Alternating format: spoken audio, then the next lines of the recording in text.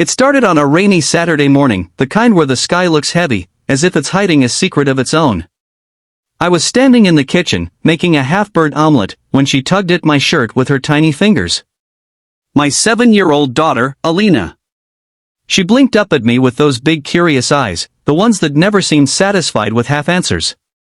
"Daddy, how are babies made?" Her voice was innocent, too innocent. I froze. My spatula stopped mid-air. My heart stuttered like someone had unplugged the world for a second. Of all the questions she could have asked, why the sky is blue, why her doll keeps losing its shoes, why carrots taste like sadness, she chose that. I swallowed hard, scanning my brain for a safe, simple, non-embarrassing explanation. My mouth betrayed me.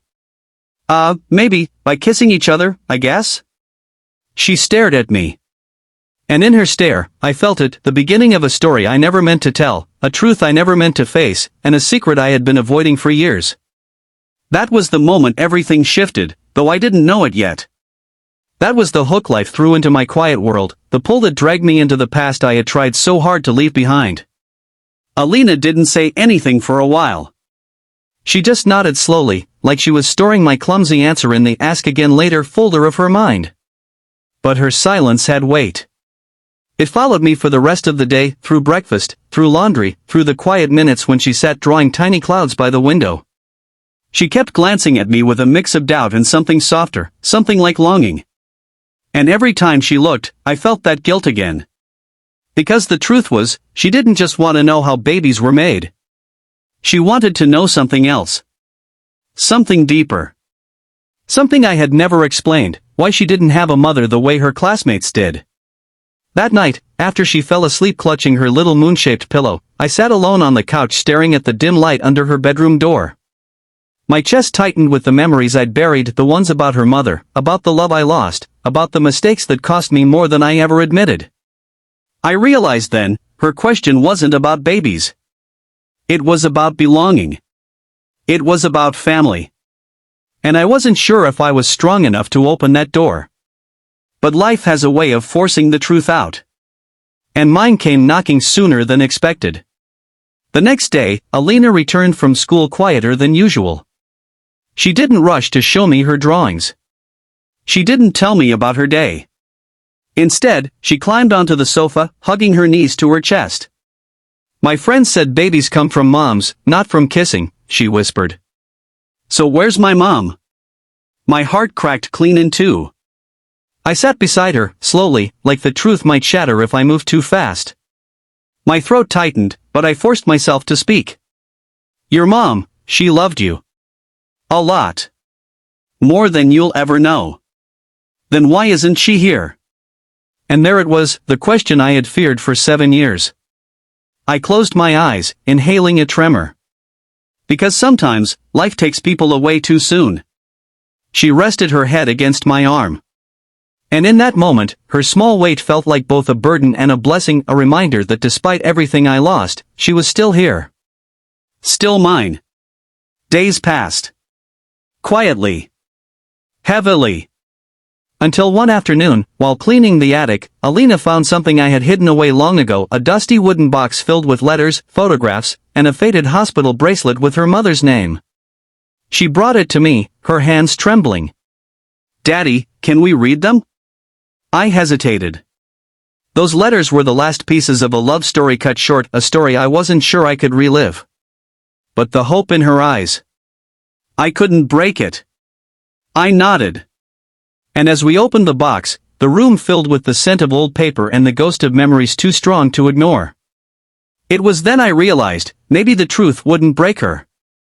Maybe it would heal both of us. So I began to tell her the story of how I met her mother, how we fell in love, how we dreamed of a life filled with laughter and late-night talks, and how everything changed the day Alina was born. Her mother had complications, ones the doctors couldn't stop. She held our daughter for only a minute before she was gone. A minute. 60 seconds. And yet somehow, it was enough for her to give our daughter all the love she had left. Alina cried softly. I did too. And for the first time, instead of hiding my pain, I let her see it.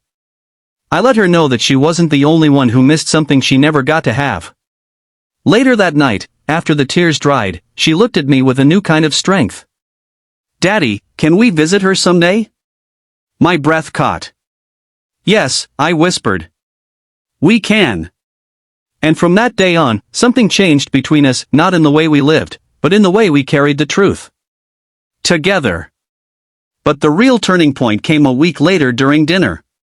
She dropped her fork dramatically and announced, "Daddy, I told my friends that babies are made when two people love each other so much that they want to share their hearts forever."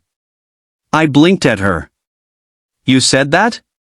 She nodded proudly. "Yes. Because love makes people families. Not kissing." Her smile lit up the room. And for the first time in years, I felt the same light inside me.